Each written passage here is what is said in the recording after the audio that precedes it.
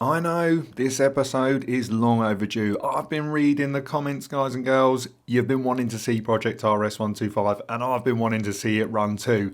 So in this episode, we're going to try and make that happen. First things first, we've got to rewind the clock back to how we actually got to this stage. So it's back to the workshop to have our look at the next steps of Project RS125.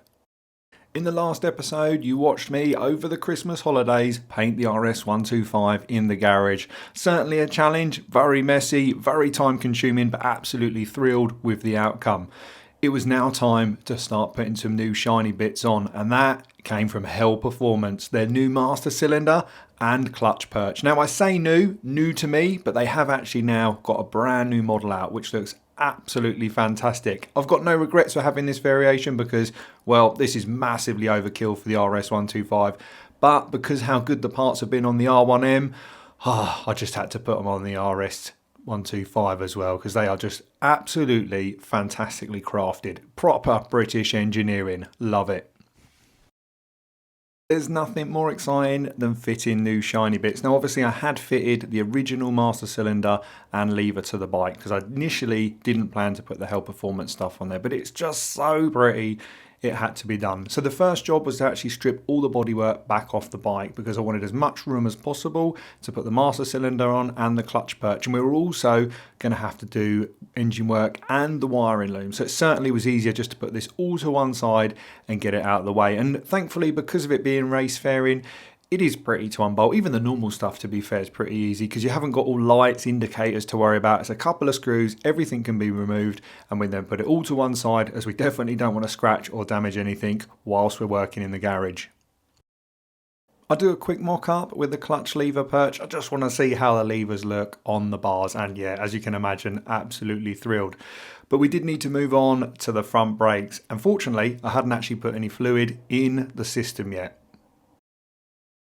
So thankfully I didn't have any brake fluid in the system, so I didn't have the risk of draining it all out, potentially dripping it on the front mudguard. It was just a simple case of undoing the clamps off the handlebar and the banjo that held it to the brake line. And with it back on the bench, I'm going to be shocked if you don't agree with me here, but it looks so much better than the original. And I don't hate the original stuff, but just because of how this bike is, it's shaping up to be pretty cool.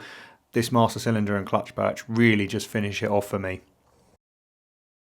The HEL Perfromance Master Cylinder comes with fitting instructions and a range of accessories to suit most bikes on the market. Now, as I'd already built one of these up for the R1M, I think it was last year, it was all still pretty straightforward for me. I didn't need the manual, even though it was there, and because this is an RS125, we have no ABS, no dual lines, it's pretty much as simple as it gets. But to be honest with you, even if you did struggle in needing to order bits and understanding the parts required, give HEL a call because the customer service is absolutely fantastic.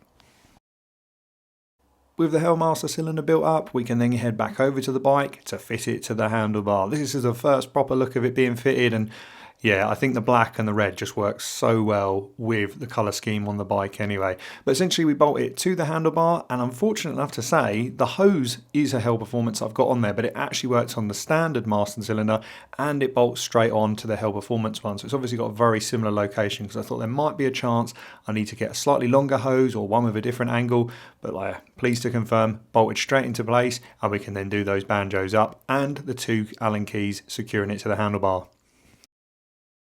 I also opted to go for a new master cylinder reservoir because the original was looking a little bit yellow, and as you're going to stare at it every time you ride the bike, it made sense to get one of the HEL Perfromance ones on there. Again, pretty straightforward to fit, it just has one mounting point rather than the original with the two screws.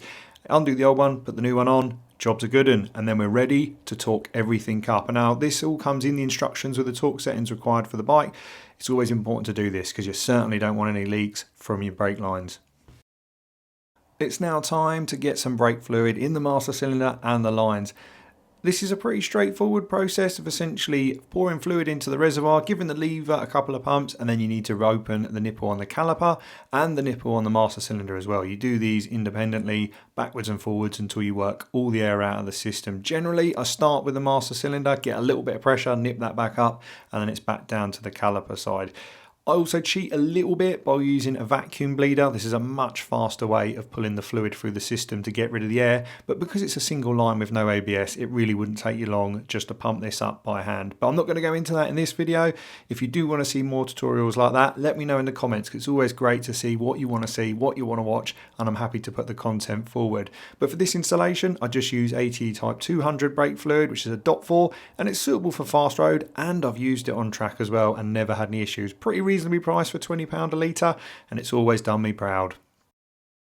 It's now time to remove the fuel tank so that we can get full access to the engine from above and on the sides to get the new clutch cable in place. Now thankfully I had one of these in my box of spares, but if you're on your own RS125 adventure and need original and pattern parts to continue your build, check out PGME. They've been absolutely fantastic in getting us the parts we need to make this build possible. In order to fit the clutch cable correctly, we do need to remove the inspection cap from the clutch case side.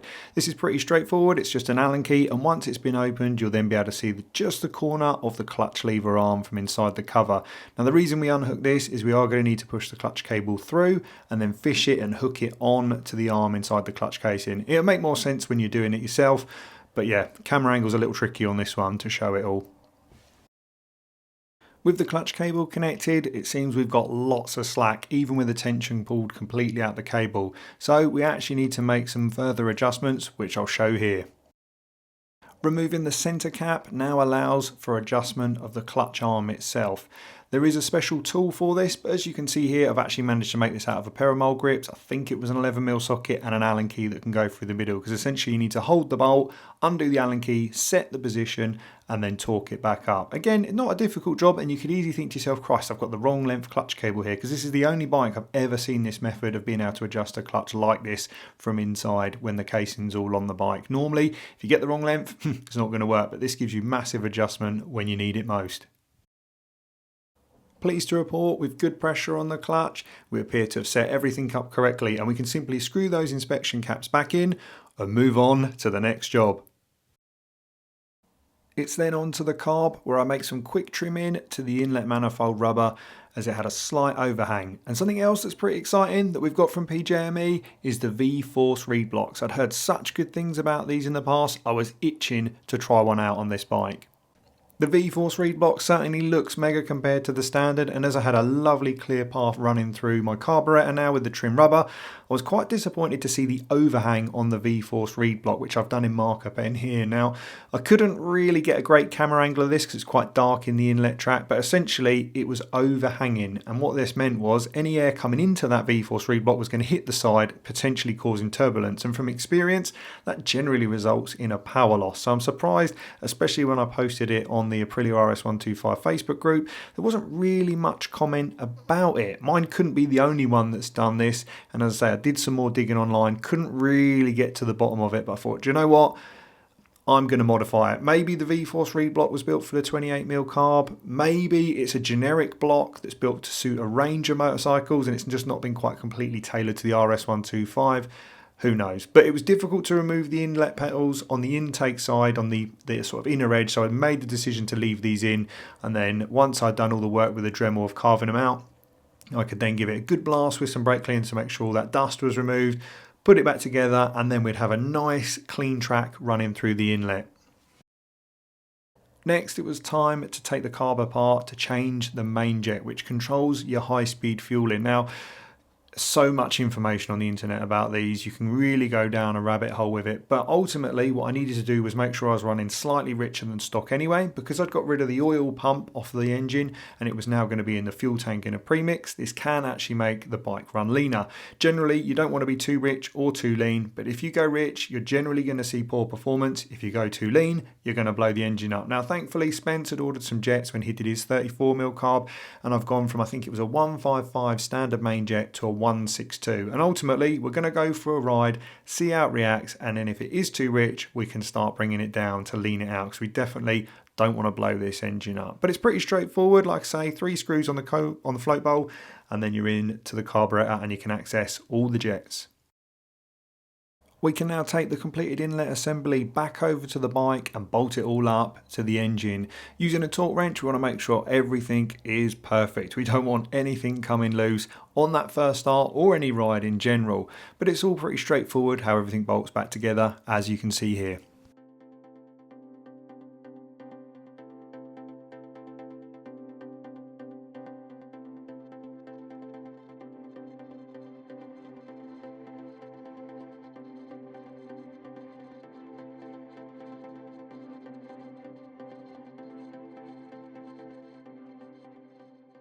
It was finally time to fit the absolutely stunning Athena exhaust sent out to me by PGME. Again, coming to the rescue with these parts. It looks absolutely wicked in the mild still. Now you do need to use the original exhaust flange, which mine was looking a little bit rotten. Not rusty, just grimy, two-stroke build-up. And essentially using the Dremel again, I decoke all the inside, get the wire brush, make sure the outside's as clean as possible. But ultimately, once the bike starts running, the heat is going to burn anything off of that in little time. Removing the protective tape I'd put over the exhaust, we can then fit the new exhaust manifold with the gasket and the bolts. Starting to really come together now, and super excited because when the exhaust goes on, you know what that means. We're nearly ready to start it. I hadn't actually planned to do any work at all with the rear sets in this episode, but soon realised that I actually did need to do a little bit to them because they hold the centre exhaust mount in place. So without that, it's not going to be very good for the exhaust at all, especially as I didn't even done the rear hanger for it, which the rear foot peg's on. So I made the decision to strip it all down, give it a good clean and go over it with some auto sole and just a rag to polish it up. Yes, it's not fantastic, but I must say it doesn't look too bad at all. Again, we'll come back to this in a later episode, as I'm still undecided as to whether to do these black to match the master cylinder and the clutch perch, or keep them in the chrome, which is the race bike look. I say chrome polished. But yeah, at the moment, I'm actually swaying more towards the polished look. With the rear set all bolted up and looking fantastic, let me know in the comments, do we stick with that polished look or do we go with the black? As I said, I am swaying more towards a polished look. Now before we fit the exhaust, I do need to put the lower engine brackets on because I've got a sneaky suspicion that this might be quite difficult to do once the exhaust is in place, but I could be wrong. So ultimately we head outside to the Stone Automotive spray booth where everything gets painted black on the brackets, and then I redo all the bolts again in a zinc coating just to freshen them up. Ideally you'd send this away to be stripped and proper dipped, but yeah, as we've mentioned, we're trying to do as much as we can at home because I don't need weeks of delays on top of my already slow progress in getting this done. Armed with my exhaust spring puller, we can now fit that wonderful Athena system to the bike. Again, for me, I absolutely love mild steel systems. They hands down look the best. The problem is they do corrode quickly. Whereas on the Hunagrom, we've got the stainless steel system built by Performance Fabrications, which should really last the life of the bike. If you don't look after a mild steel system, they rust, they corrode, get a hole in it, goes in the bin. They don't look fantastic with daily use, but we'll keep this one well protected with some XEP products, and fingers crossed with the minimal riding I'll do, it will still look fantastic in years to come. With the brackets now all dry, we can go on to fitting them to the bike around that lovely exhaust system. Again, this is one of them processes where I like to take my time because everything is painted and it was only done the day before. It's still potentially going to be soft, so you don't want to be manhandling it, and even if it was dried for a couple of days, it's never going to be as strong as powder coat. So I take a bit of caution in putting this all together, but as it starts evolving, it's so refreshing to see how nice it looks in there, especially for those that have watched from episode 2 or 3, I believe, when we started stripping the bike down and just everything was caked in grime, rust, corrosion. It didn't look good at all, whereas now it is just night and day difference.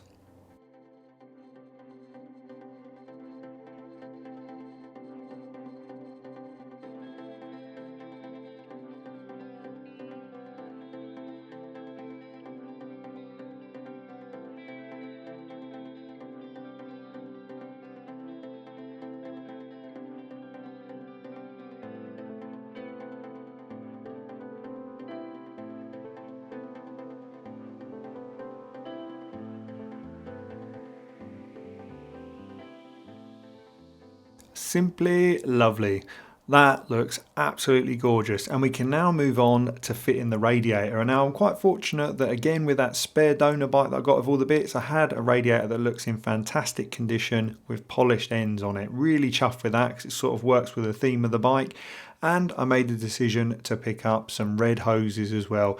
Absolutely waste of money, no need for these at all unless your originals are split or cut, because they'll do the job perfectly fine, but they do look pretty bling bling with that new engine cases all painted up and the mounts, just really finishing it all off.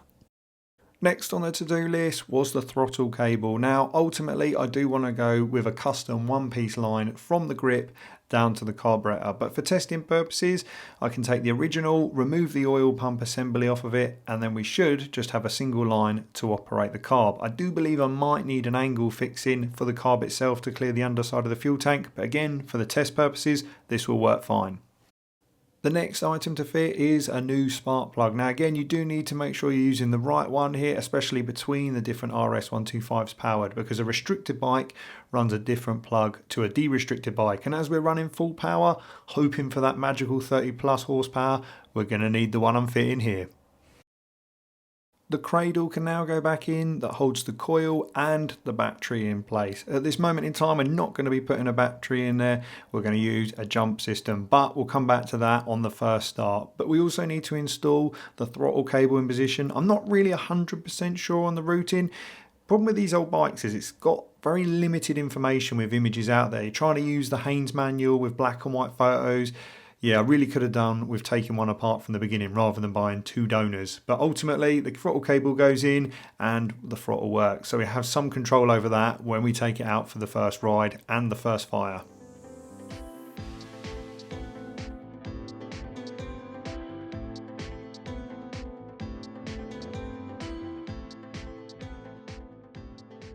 I really should be trimming down the loom, as that's a job I've been putting off for a while, and yeah, I put it off again and I make the decision to do the new chain and sprockets. At this time it was getting into the afternoon stroke evening, and I thought I'm not going to be doing too much more. I don't need the headache of this wiring loom now. Some people absolutely love it, I don't, so I thought yeah, we'll crack on with the chain and sprockets.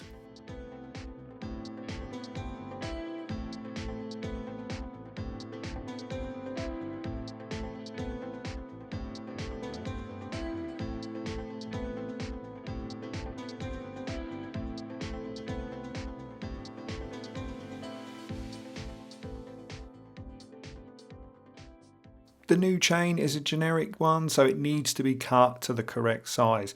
I've made the decision to go with the standard rear sprockets, but I've gone from a 17 to a 16 front sprocket, just to improve acceleration slightly. I'm not looking for high top speed or any sort of motorway cruising. I'm a little bit of a lump for an RS125. I'd rather it just be nippy round town fun that I'm going for. Not looking to set any times with it or lap records. It's just a bit of fun. And for me, I think the gearing will hopefully help with my slightly heavier side compared to your average 17-year-old that would ride one of these. Armed with a marker pen, I get a rough measurement of the link that I'm going to need to remove. Now, as the saying goes, measure twice, cut once, because if you make it too short at this stage, the chain is unfortunately going to go in the bin. But essentially what you need to do is grind the head off of the rivet, and then this will allow it to be punched through, and then you can use your split link, which is your new temporary link that comes with the kit, to join the chain up. Now, for me, I always make sure that I set the wheel on the swing arm roughly in the middle, because this way you have a little bit to move it tighter or looser. If your adjustment's right at the maximum at either side, you need to make any changes, again, the chain is going to be going in the bin. So it's certainly worth taking your time to get this right. And then once that's done, the split link can go into place, and that is a wrap on the chain being fitted. It does look fantastic having new chain and sprockets on there. With the chain and sprocket and split link all fitted up, the final step for this is to then get the tension right in the chain using the adjustment at either side of the swing arm. Now this is really important because if you get it too slack, you're going to get the chain bouncing around. It's not going to ride very nicely. And if you do the chain too tight, you could potentially snap the chain or damage the gearbox, especially with the load that's on the front sprocket going back into the transmission. So it really is crucial to get this right. And once that's done, we can then put that plastic cover over the top of the sprocket, and we are finally done on chain and sprockets. It was finally time. I had to face the demon and do the wiring loom. I didn't get a lot of footage on this because, to be honest with you, I found it pretty boring. It did take me some time just tracing stuff back. I didn't have the correct wiring diagram, so there was an element of guesswork, which isn't ideal, but it was, I guess, pretty straightforward. It's not a complicated loom. It's not like a modern bike with all the electronics and sensors, but still, we got it done. And I started from the tail unit first, and then I was going to need to remove all that tail fairing because that's where the regulator and the ECU, or CDI in this world for the bike, sits. And I was going to need to get all that fitted up and in place, because what I wanted to do essentially was put 12 volt to it once I'd done a wire up, well, I guess like a loose rig up, and actually make sure that everything turned on and that we had spark once I cranked it, which I did do off camera, and I'm pleased to report we did have a spark, which obviously is crucial for the first fire. A good amount of loom removed. Could have trimmed it back a little bit more. Certainly didn't want to risk wrecking the loom though. And I do need to address the key switch plug because, well, that's on some spade bits currently, which looks awful. With us getting even closer to starting the bike, we now need to make sure there's some gearbox oil in there, because that whole assembly is going to be rotating. Even if we're just firing it on the spot, it's important that it's got the 600ml of gearbox oil it requires. I think according to the manual it's a 75-90 gearbox oil, but from past experience, as long as you've got a good motorcycle engine gearbox from a 4-stroke like I've got here with the Motul, it will work absolutely fine, especially for the testing process. Certainly better than no oil, and I've done it on many 2-strokes in the past and never had any issues. So yeah, follow at your own risk if you do, but because I normally have bottles of this stuff all over the workshop, it's the easiest one for me to get hold of. And of course, my favourite brand, Motul. With the gearbox oil all topped up, it's now on to the coolant hoses, and as I mentioned earlier in the series, I did pick up some fancy red ones purely for cosmetic reasons. There was nothing wrong with the originals. I just thought it'd tie all the bling in this with the polished and the black engine cases. Yeah, I know, total overkill. But essentially I decided to use some pinch clamps rather than Jubilee clips. They just seem to look a bit cleaner. They can be a bit fiddly to try and fit when they're inside the engine bay. And the other problem I ran into is the hoses were also a little bit too long. I guess this is my own fault for buying cheap ones off eBay. Essentially though, it's quite easy to trim them down, and I'd rather them be too long than too short. So you can trim them down with a Stanley knife, get them slid into place and put the clips on. And again, using the original T-piece joiner and bleed valve section of the hoses, these go on to the original points with the new hoses, and must say they do look really good in the engine bay.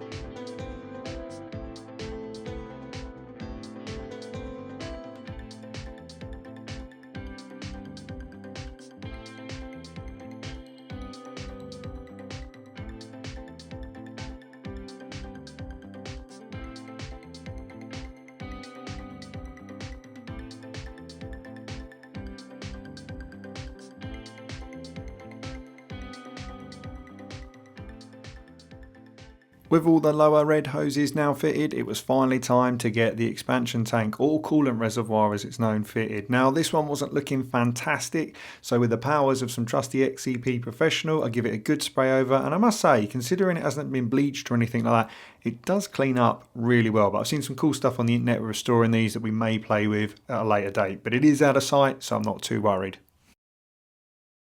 With all the hoses and the reservoir fitted, it's finally time to add some coolant. And I just grab a bottle that I've had lying around in the workshop from the Kawasaki ZXR 400 series.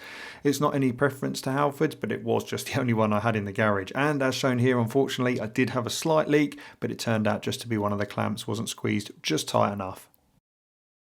It was finally ready to attempt a first start. Now I did rig up the little temporary fuel can that I'd used previously on other builds like the ZXR 400, because it allows you to have a good look over the engine bay without the fuel tank covering it.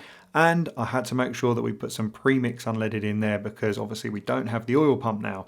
And as I hadn't had the switch gear completed on the left side, I've had to do a quick temporary mock up here with some mole grips as my choke lever. But essentially, we are now ready to put some fuel in it and get the bike outside and see what happens.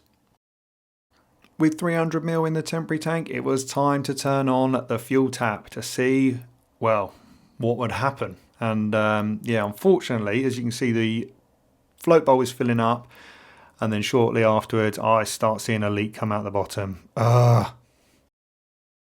Unfortunately, it looked like I had a leak from the float bowl overflow, which essentially means either the float height isn't been set correctly or there's a problem with the valve that controls the fuel into the float bowl. Pleased to report, with a little bit of tweaking on the float bowl height, it actually stopped. But this now moved us on to the next day, and my good friend Matt came over just to give me a hand moving it around because, as I mentioned previously, the bike doesn't have a side stand, it can't have a side stand, so you always need someone to be around with a paddock stand. So we've got to try and work a solution out for that when we're on the road. But essentially, we wheel the bike into the garden and finally we get ready to try that first start. Now, as I'd covered the barrel in oil, I knew it was going to be pretty smoky on the first fire up and I definitely didn't want to do it in the workshop. I know this moment is long overdue. You and me both have been waiting months to hear this 90s classic roar into life. And just as I hit that start button, bang, dehydration hits me. Thankfully for this episode of Project RS125, I've teamed up with HEL, who are going to provide me with the much needed hydration to finish the build. HEL comes packed full of minerals and electrolytes, so it's awesome when you're in need of a hydration fix. It couldn't be easier to put your HEL flavour together. You simply need to choose your favourite one from the selection, mine normally being the sour cherry, and add 500ml water to the shaker cup. And then as simple as pouring the powder into the shaker cup, giving it a good old shake to make sure it's nicely blended up, and then you can consume the goodness to allow you to continue on, like me, with your projects. If you're struggling with energy or hydration, go and check out HEL. They're currently running their birthday campaign at the moment from the 21st of April to the 6th of May to bag yourself even more discount. Thanks again, HEL. Let's get on to starting Project RS125.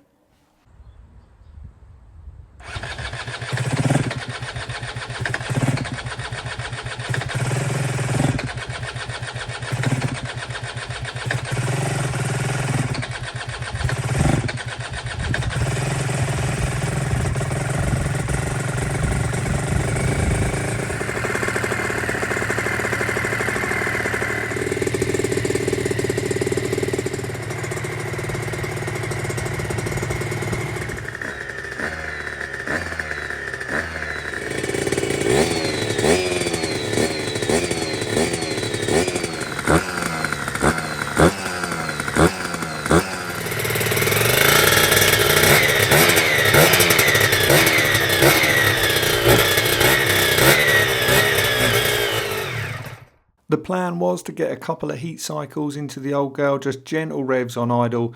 The problem was, as soon as I disconnected the choke, the bike would literally just cut out. Now, thankfully, this is something we'll come back to in a minute. It was pretty straightforward. But what was concerning was after getting it completely up to temperature, letting it cool down and then getting it up to temperature again, I started to notice a small amount of coolant leaking from the engine, which I initially thought was a hose. But it's not. Again, we'll come back to this. But the old girl was firing up and running happily, which was the main thing.